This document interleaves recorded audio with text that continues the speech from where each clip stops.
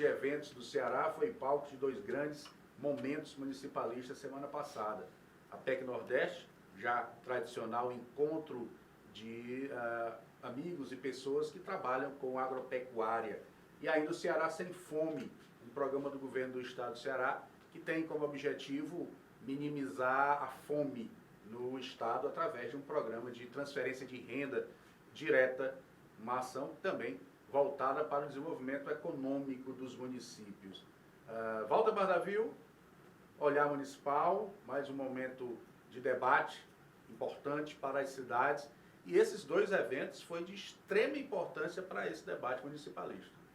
É verdade, Fábio. O evento foi muito importante e, inclusive, houve a oportunidade de negócios e muita gente nova que produz no estado do Ceará, levando os seus produtos.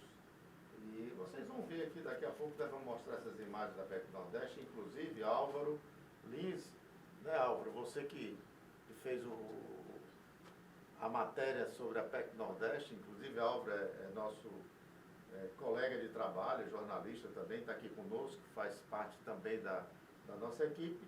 E o programa foi realmente bem interessante da PEC Nordeste, porque ela teve uma abrangência muito grande, inclusive você fez várias matérias, né? Então eu queria que você desse aí já um andamento sobre como foi a PEC Nordeste e os objetivos principais dela. Na verdade, dois eventos de extrema importância. Um evento ligado ao alimento, né, ao agronegócio, e outro ligado à fome. Exatamente. Então, todos os dois aconteceram num espaço, no centro de eventos. Nós estivemos lá com a nossa equipe, né, a equipe da TV União, fazendo a cobertura desses dois eventos. Nós temos aqui a matéria para apresentar para vocês. Esse ano a PEC Nordeste teve muitas novidades.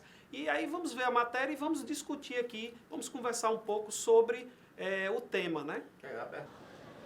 Está acontecendo no Centro de Eventos do Ceará a 26ª edição da PEC Nordeste, uma feira de agronegócio. Bom, 26ª edição da PEC Nordeste. Quais os resultados que vocês esperam de negócios para a empresa de vocês? Bom, eu quero parabenizar a organização da PEC Nordeste, está sendo uma feira muito bacana, é a primeira vez que a gente participa. A gente é uma empresa de alta tecnologia, então eu acho muito importante estar presente nessa feira e dar oportunidade ao pequeno e médio agricultor, que é a base da agricultura do Ceará, ter acesso a essas tecnologias. Muitas vezes essas pessoas ficam presas nas suas fazendas, nas suas áreas de produção e não têm a oportunidade de estar num lugar onde ele pode ver várias coisas ao mesmo tempo e se aprimorar. Pois é, olha aí. Álvaro, a oportunidade é sua. Pode falar sobre a PEC Nordeste e sobre o que você viu sobre todo esse movimento da PEC Nordeste, inclusive, que eu fiquei realmente impressionado com a quantidade de pessoas que participaram, que foram de visitantes, assim, de uma integração, e eu que fiquei... O Fábio não foi, né? Perdeu essa, Fábio. Mas é tal coisa, né? O Fábio não foi, mas é aquela história, né? Mas nós estivemos lá e estamos passando, e ele vai ter a oportunidade de ver aqui conosco. E o que é interessante nessa sua fala, Walter Bardavil e Álvaro, essa integração, né? De produtores, gente que trabalha com agronegócios e que proporciona desenvolvimento, né? E é impressionante levando as novas tecnologias e as novas culturas de plantio e de negócios agropecuária. Álvaro fez a cobertura, a gente pôde ver, e a vontade é que essas tecnologias cheguem até o pequeno produtor rural também. Foi uma das temáticas debatidas na PEC Nordeste. Pois é, e a população, muita gente do interior, da capital, e o pessoal tudo impressionado. Muita gente não tinha ideia do que se estava produzindo nas fazendas, tá entendendo? Poxa, foi um negócio assim, eu fiquei encantado, é tanto que eu fui até o último dia e fui um dos últimos a sair. Inclusive estava lá o stand do Baratão, né, que é o Paulo, um abraço aqui. Um abraço para o Paulo. Um abraço aqui para o meu amigo Paulo, também o pessoal da Bomba King, Fernando, seus irmãos, a turma toda que estava lá, integrando e participando desse evento que eu considero de suma importância para o estado do Ceará e, por que não dizer, para o Nordeste do nosso país. E o que é que nós temos mais aí de matéria da PEC Nordeste? Álvaro produziu um conteúdo importante de boas entrevistas, vamos ver, né? Vamos nessa. Começando por quem, Fábio? Na verdade, nós conversamos com alguns produtores de queijo, né? Aqui do estado do Ceará. Muito interessante, Walter. Vamos ver. 26ª edição da PEC Nordeste. Qual é a expectativa de negócios que vocês têm? Olha, é a primeira vez que nós estamos na PEC Nordeste, estamos adorando. Assim, foi muito mais do que a gente esperava. Bom, a expectativa é de ser sucesso total. Olha, eu vi que aqui os produtos são de primeira qualidade. Quais são os principais produtos do portfólio de vocês? Olha, nós estamos agora na fazenda produzindo queijo parmesão. Foi um desafio muito grande, porque em Quixeramobim, onde a temperatura é muito quente, mas nós conseguimos fazer o queijo está muito bem aprovado, o queijo muito bom. E também temos o queijo Santa Mônica, que é um queijo que ele significa assim todo o terroir da Fazenda Santa Mônica. Ele é um queijo que tem olheduras, é um queijo macio, um queijo fabuloso. Só existe esse queijo na Fazenda Santa Mônica. Muita credibilidade, como eu vi aqui desde 1991, é isso? Sim, nós temos a fazenda, ela existe desde 1981. Mas assim, a fabricação dos queijos, ela é nova, é recente. Nós estamos com 1 ano de fabricação. Nós temos queijos já com maturação de 1 ano. A Valéria, a propriedade dela é lá em Quixeramobim, a fazenda Santa Helena, com a produção de queijo que dá água na boca. A qualidade que me surpreendeu é a qualidade dos queijos apresentados na PEC. E quem mais aí, Fábio, que foi? Olha, na verdade, a grande novidade desse evento foi o setor de pet, porque até então, na PEC Nordeste, não tinha setor de pet. Só que hoje é um mercado muito forte, o mercado de pet. Em franca expansão. Em franca expansão. Quem não tem um pet em casa hoje? Então, é um mercado muito forte e agora passa a integrar a PEC Nordeste e o setor de pet. Então, hoje existem criadores de animais, no caso, animais domésticos, né? E esse pessoal esteve presente lá na PEC Nordeste também. E eu, como bom jornalista, curioso que sou, aproveitei aqui, Walter e Fábio, para pegar algumas informações sobre o agronegócio. Por exemplo, a produção de grãos aqui no Nordeste, esse ano, vai chegar em torno de 25,8 milhões de toneladas. Isso, Fábio, é um crescimento de 8,6%. É muito importante, não é isso? Você pegou dados dos grãos, se é grão de arroz, de soja? Na verdade, fala no mercado.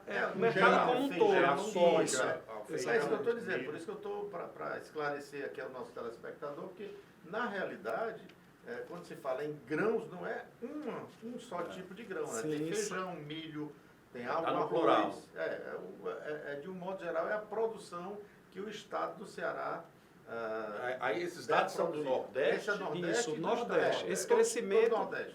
Porque a PEC Nordeste, então assim, os dados principais foram dados do Nordeste. Mas para vocês terem uma ideia aqui, o produto agrícola do Nordeste que é mais exportado, consumido, vocês sabem qual é? A cana-de-açúcar. Olha aí que então, ou seja, os estados ali do Recife, Pernambuco, Pernambuco, Alagoas, eles estão focados aí na... Sergipe também, não? Sergipe, cana-de-açúcar. E aí, quando a gente vem aqui para o estado do Ceará, né, Paraíba, Ceará e tal, já é o algodão. Então, o algodão é o produto... Mas o algodão no Ceará não tinha dado uma queda acentuada? Não? Houve uma queda, mas houve uma retomada, porque a gente teve... A velha história do bicudo, né? Mas tivemos também um período aí de estiagem muito grande, né? E aí a gente retomou com esse inverno bom, né? Retomamos isso aí. Deus é bom. Eu quero só abrir um parêntese nessa nossa fala com relação ao Quixeramobim, que é uma das principais bacias leiteiras do estado do Ceará. Leite de muita qualidade, o que ajuda nesse comércio, né, de manipulação do leite. O queijo, a manteiga. Então, Quixeramobim tem essa característica, aquela região toda tem essa bacia leiteira de extrema importância, o que ajuda no processo de desenvolvimento dos negócios dos derivados de leite. Inclusive, a produção agro, né, aliás, a produção pecuária aqui no Nordeste não é tão forte, porque a gente sabe que não tem um ambiente favorável. a questão do clima, a questão do pasto que não tem. Em compensação, a gente sabe que para se produzir, né, grãos, etc., tem que se ter a chuva e tem que se ter a estiagem. Então, você vê que no sul, às vezes, quando tem aquela geada, aí aquilo ali prejudica toda a plantação. Então, a gente tem aqui no Nordeste digamos assim, é uma região muito favorável para o plantio. Mas com um detalhe, nós temos a nossa terra, uma terra altamente produtiva. Quando nós temos uma normalidade no nosso inverno, né, é impressionante como a nossa produção de grãos, a produção de pasto, quer dizer, o nosso pasto, tudo se torna favorável para a criação de todos os animais, né? De caprinos, suínos, ovinos, e aí tudo fica mais fácil e o nosso estado se torna um estado altamente produzido. O grande gargalo nosso é a água. É verdade. O Ceará precisa de água. E o Canal dos Trabalhadores aí está interrompido. Ninguém sabe ainda por quê, mas nós vamos levantar essa história também. Fábio, o que você, por não ter participado, nós temos aqui, inclusive, nós temos um VT aqui, que eu vou já passar agora, do queijo premiado. Olha aí que legal. É um queijo, o nosso Ceará produz um queijo que foi premiado. Internacionalmente, né? Quer dizer, é artesanal, mas também com uma excelente qualidade. Sim, com certeza. E essas ações, como a PEC Nordeste, os organizadores estão de parabéns, ela tem essa função, né?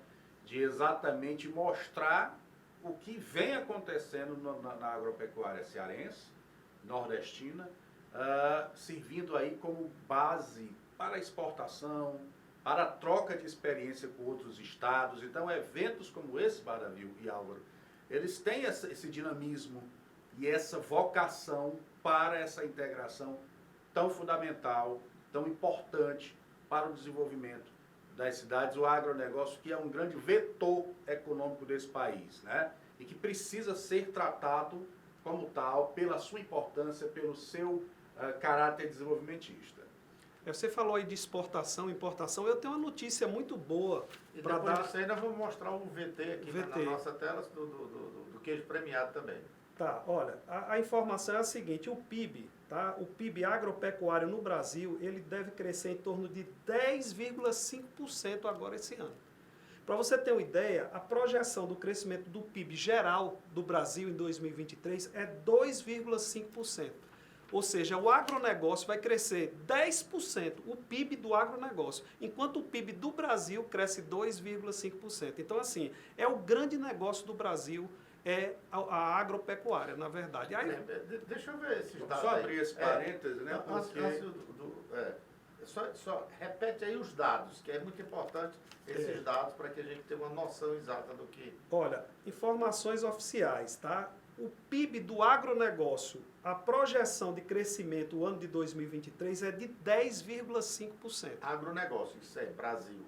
Exatamente. Não é Ceará, não, é Brasil. Só abrindo um parêntese com relação a esses dados, é importante ressaltar o desenvolvimento do agronegócio na gestão pública federal passada. Houve aí um leque de investimentos e de possibilidades de crescimento no setor agropecuário que hoje se reflete nessa realidade econômica. Então é importante que esse trabalho continue sendo valorizado e fortalecido pelo governo federal. Pegando o seu gancho aqui, o agronegócio do ano passado é que gerou esses dados positivos, certo? Mas houve aí, há uma batalha aí de investimentos no agro, há uma insatisfação que precisa ser ajustada com o governo federal de um modo geral. Porque o agro hoje, ele é o peso diferencial da nossa balança e da nossa economia. Álvaro, mostrar aqui o queijo premiado. E também nós vamos mostrar a feira de um modo geral, as imagens que foram tomadas dos estandes e tudo mais. Inclusive você vai fazer um relato que é bem interessante também. Marcelo, em termos de negócios, o que é que essa 26ª edição da PEC Nordeste está trazendo para a Dona Vita? Bom, aqui está sendo um grande evento, né? A gente conseguimos mostrar aqui nosso produto para todo o Ceará, né? Um produto diferenciado aqui no Ceará, um queijo maturado, artesanal. Então, para nós da queijaria está sendo uma grande oportunidade. Quanto tempo já de existência? Nós estamos aqui em desenvolvimento desses queijos há 4 anos, né, que a gente começou com os primeiros testes, até chegarmos nos produtos já, que são aqui os produtos acabados. Porque já é de família, como foi que teve essa inspiração para fazer queijo? Há mais de 10 anos somos produtores de leite, né, em Limoeiro do Norte, aqui no Ceará. E essa criação dos queijos maturados começou há 4 anos atrás. E queremos trazer para o Ceará um produto diferenciado. Pois é, mas agora nós vamos um pequeno intervalo e voltamos já já.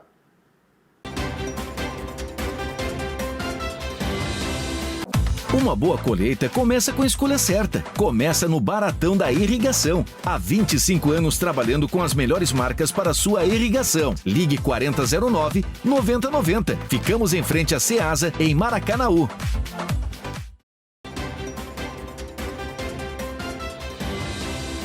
De volta dos nossos comerciais, programa Olhar Municipal, o ponto de encontro dos debates municipalistas, das políticas públicas e das inovações que precisam chegar até as cidades. E um outro evento que chamou a atenção do municipalismo de um modo geral foi o Ceará Sem Fome, o lançamento do programa Ceará Sem Fome, que tem como objetivo principal minimizar os efeitos negativos da fome nas cidades. Nós que conhecemos o municipalismo, conhecemos a realidade das cidades e também dos bairros de Fortaleza, nós entendemos que é importante o desenvolvimento desse tipo de política pública, Walter Bardaville, de transferência de renda. Mas o que é importante desse programa? Que não é o dinheiro que vai exatamente para a pessoa, vai um cartão, onde existe um crédito nesse cartão que vai ser utilizado nos mercados locais, nas cidades, para exatamente se comprar comida, só comida. Ou seja, você não vai poder comprar coisa supérflua, não vai poder comprar bebida alcoólica, exclusivamente para comida. Alimentos, né? Então, e outra coisa, Isso já existe. Outro fator importante. Inclusive para os funcionários da Assembleia Legislativa. Mas entenda. Essa é uma questão de política pública Não, social. Eu estou falando em questão do cartão em si, do que ele pode comprar. Social. Porque isso tem que ficar bem claro também. O que é importante ressaltar também? O incremento econômico nas cidades. Esse volume de dinheiro, essa ação, vai fortalecer também os municípios, os empresários locais que vão ali receber, já vão estar cadastrados junto ao governo do estado para receber esses cartões e aí ter a sua economia fortalecida. Uma das coisas que tem gerado um grande número de pessoas vindo à capital e para sobreviver de uma maneira até animalesca. É triste a gente ver as ruas de Fortaleza, debaixo dos viadutos, pessoas dormindo ao relento, sem a menor condição, com fome. Coisa que fazia tempo que eu não via na cidade de Fortaleza, a quantidade de pessoas necessitadas buscando pelo menos o que comer. Lógico que nesse meio aí sempre tem aqueles oportunistas, né, que se fazem de favelados e explorar a boa vontade do cidadão. Aí vamos voltar à situação. Então essa história esse momento aí, eu acredito que venha a ser um momento diferenciado no Estado em atender diretamente a necessidade daqueles que estão cadastrados. O que nós temos que só observar e acompanhar também como está sendo feita essas distribuições, não só pelos municípios, mas também pelo governo do Estado, e como será cobrado, certo, esse atendimento para que ele tenha não só eficiência, mas uma eficácia bem diferenciada no nosso Estado. E o Álvaro Lins esteve presente também no lançamento do Ceará Sem Fome, colheu aí entrevistas e imagens importantes para a gente ilustrar todo esse nosso debate, não é isso, Álvaro? Vamos assistir e logo em seguida a gente vai para o debate. O governo do Ceará lançou o Ceará Sem Fome, um evento que contou com a presença de várias autoridades e teve a assinatura de um pacto para um Ceará sem fome. É importante que as autoridades do Estado do Ceará debatam sempre os problemas de fome, de desemprego e de miséria que assolam o Nordeste. Então, toda vez que tiver um evento nesse sentido, é importante ter o apoio irrestrito das autoridades e das pessoas que podem modificar esse quadro. E hoje, aqui no Centro de Eventos, está acontecendo exatamente isso. Um debate, uma discussão, uma promessa de que a vida vai melhorar para nós nordestinos. O programa Ceará Sem Fome, sem dúvida alguma, é um programa muito importante, porque nós temos uma população ainda muito grande na pobreza, na extrema pobreza, e esse programa chega de forma rápida, né, para dar essa segurança alimentar a essas famílias que se encontram nesse grau de vulnerabilidade social, além de que o cartão vai circular dinheiro nos municípios, no comércio local. Enfim, é um programa de emancipação humana. Em Itauá, nós vamos fazer uma grande parceria, porque lá também nós já desenvolvemos o Itauá Solidário, que casa muito bem e com as ações do governo do Estado, do governo federal. E o Ceará Sem Fome, sem dúvida alguma, é um programa inovador que vai ajudar a muitas famílias carentes do nosso Estado. É um programa do governo do Estado, parceria com a Prefeitura de Pacatuba. Em nome do governador Elmano, da primeira-dama Lia Freitas, agradecer. Pacatuba vai ser contemplada com mais de 200 famílias, com um cartãozinho, coisa de grande importância, provavelmente uma cidade de médio porte como é Pacatuba. Existe a necessidade e a nossa palavra é gratidão ao governador Elmano e a todo o governo do Estado por essa parceria. Bom, reforçando aí o que você falou, Fábio, como a gente pôde observar, na verdade não é dado o dinheiro, porque na verdade se fosse passado recurso para os municípios, cada município iria fazer a sua licitação. Então a gente sabe que nesse caso alguém iria estar ganhando aquele recurso, a empresa que ganhasse a licitação. No caso aqui do cartão, vários comércios vão estar se beneficiando. Isso vai gerar recurso para o próprio município. Então, assim, esse ponto é um ponto muito importante. Então, ou seja, ao invés de uma empresa só ganhar a licitação, vários comércios, né, inclusive produtores, né, ali da cidade, vão poder receber aquele cartão. Outro ponto que eu gostaria de destacar é o seguinte, a questão do assistencialismo. Eu acho que é o seguinte, o assistencialismo ele deve existir, claro, a fome ela não pode esperar, a fome tem que ser tratada, porém, eu acredito que esse problema ele tem que ser tratado mais a fundo. Por quê? Você, nesse primeiro momento, você resolve o problema da fome, mas você não resolve o problema como um todo, isso é mais um paliativo. Então, a gente tem que envolver o quê? Educação, para que as próximas gerações já não tenham esse problema de enfrentar a fome, porque a fome é um problema social, que vem de quê? Falta de oportunidade, falta de emprego, falta de um monte de coisa. Olha, eu implementaria, Fábio, eu implementaria até a seguinte, eu acho que poderia se dar esse cartão com uma maior abrangência, mas desde que as pessoas que recebessem esse cartão de alimento também produzissem um pouco, porque já que ele está sendo alimentado, ele passa a ter condição de trabalhar. E, de acordo com o crédito que ele vai recebendo de alimentação, se é para uma família de 2 ou 3 pessoas, não sei como é que vai ser feito isso ainda não nos inteiramos como vai funcionar isso aí, mas eu, como gestor, eu colocaria um ponto de que aquele que recebe, a partir de um determinado momento, ele também passaria a dar o seu crédito, né, de trabalho. Para quê? Para que ele não se sentisse um inútil, recebendo só aquele alimento, recebendo e não tendo que contribuir para que outras pessoas também pudessem receber e aumentar o crédito, né, para outras pessoas. O que é importante ressaltar nessas políticas assistencialistas? Veja, o orçamento para o desenvolvimento desses projetos ele é específico, é um orçamento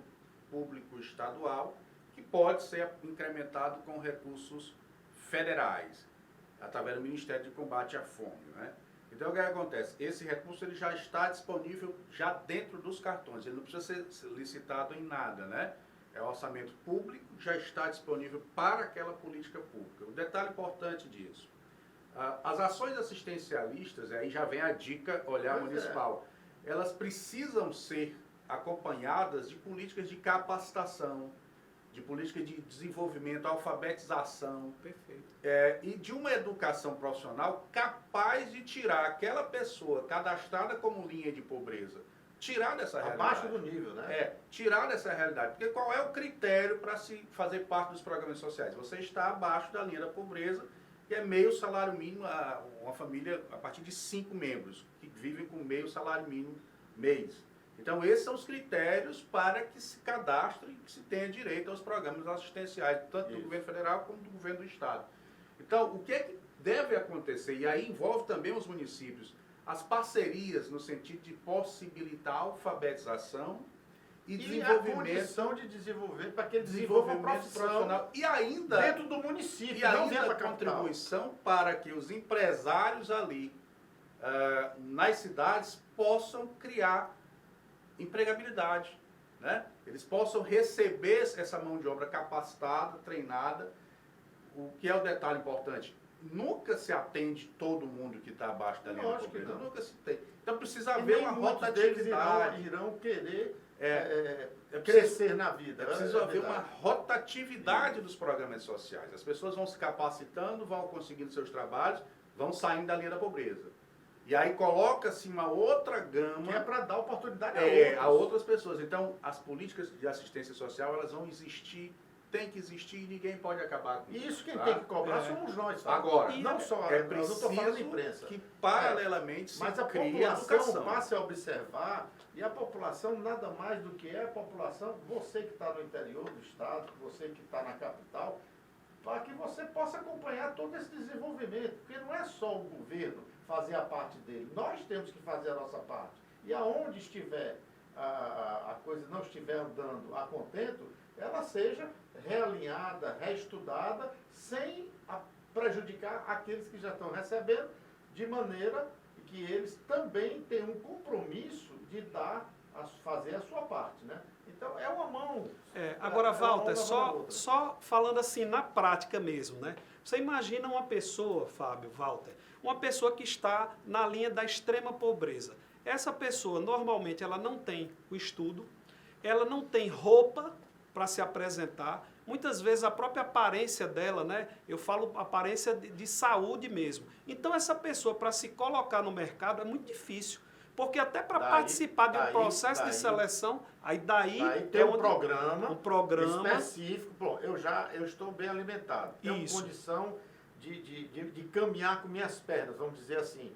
Aí eu como Estado, como governo, vou dar condição para que ele, dentro da capacidade dele e se não de aproveitamento, se não tiver uma identificação, que a própria orientação vocacional oriente para uma profissão. Ninguém nasce sabendo nada. Nasce sabendo nada. Veja, esse detalhe que o Álvaro falou é importante.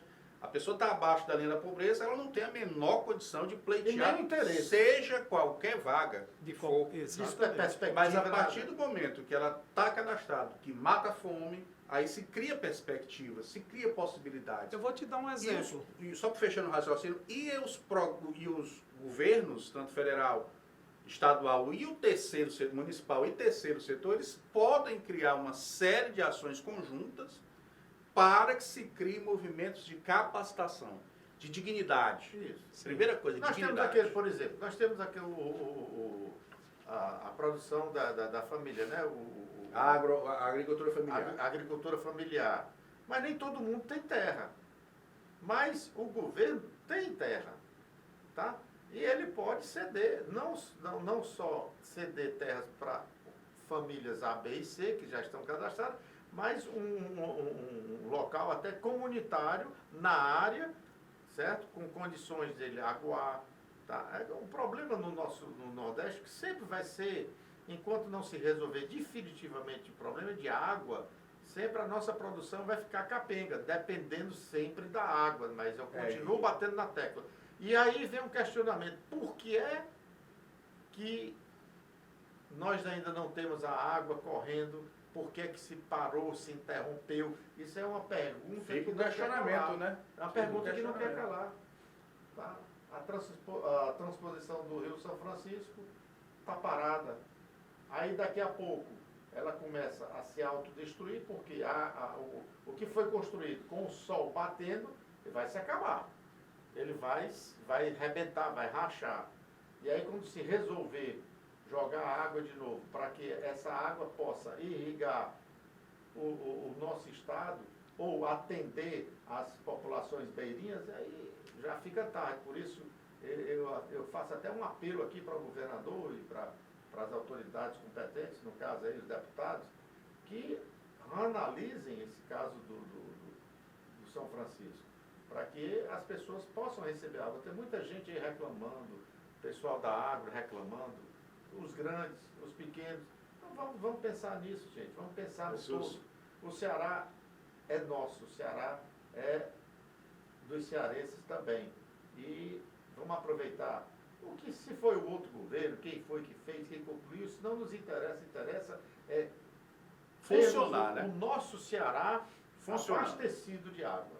Fábio. O que é importante também ressaltar nessa questão do agronegócio é que a água precisa chegar, e aí a história da transposição precisa ser realmente ordenada e organizada nesse estado. E também a questão da reforma agrária, que é uma luta antiga de pessoas que realmente produzem, de pessoas que realmente precisam de terra para produzir. Não vândalos, mas pessoas que precisam de terra para produzir. E o Brasil tem muita terra ociosa, e muita terra que pode ali se avançar nessa questão da reforma agrária. Lembrando que programas sociais são importantes, merecem atenção total dos governos, das esferas de governo, e também em busca com o terceiro setor, para que se funcione, para que se dê dignidade às pessoas que estão à margem da sociedade, pessoas que estão abaixo da linha da pobreza. Fábio, falando do terceiro setor, é um ponto importante que você tocou. Nós vimos aqui a questão das cozinhas comunitárias. Então, também, elas estão dando um apoio muito grande. Inclusive, o presidente da Assembleia, o deputado Evandro Leitão, ele se prontificou de doar 300 cozinhas comunitárias. Que é de suma importância. Por quê? Por que é de suma importância? Porque você atende ao custo de quê? De R$1, R$2, atender a necessidade daqueles que estão sem condição. Olha, gente, é triste, eu já vi, presenciei, fiquei chocado de um ser humano entrar na lixeira de um restaurante para comer resto de comida. Isso é chocante, isso me deixou muito incomodado, e eu acho que a gente tem que, sabe, muitas vezes você está preocupado com os animais domésticos, mas eu acho que, em primeiro lugar, são os nossos irmãos, os nossos semelhantes. Gente, é triste. Você vê um cidadão buscar alimento em lixeira. Isso é triste. Bom, vamos para frente. Esse foi mais um Olhar Municipal. Destacamos aí 2 grandes eventos importantes para as cidades, importantes para o municipalismo. Agradecer a presença do jornalista Álvaro Lins, que fez as coberturas desses eventos e sempre está aqui conosco debatendo o que se tem de melhor para o municipalismo. Não, Walter Bardaville? Com certeza. E eu quero passar primeiro as condições. O Álvaro faz aí as suas considerações finais e aí eu faço o encerramento.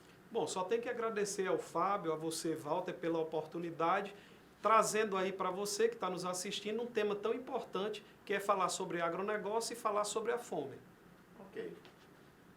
E para fecharmos o nosso programa de hoje, eu desejo para você que nos assiste, que nos dá essa audiência maravilhosa, que Deus possa realmente derramar as suas bênçãos sobre todo o nosso estado, sobre todo o Nordeste, sobre todo o Brasil, e dando a nós o discernimento para atendermos e abençoarmos os nossos irmãos, e que Deus nos abençoe, nos guarde e nos livre de todo mal.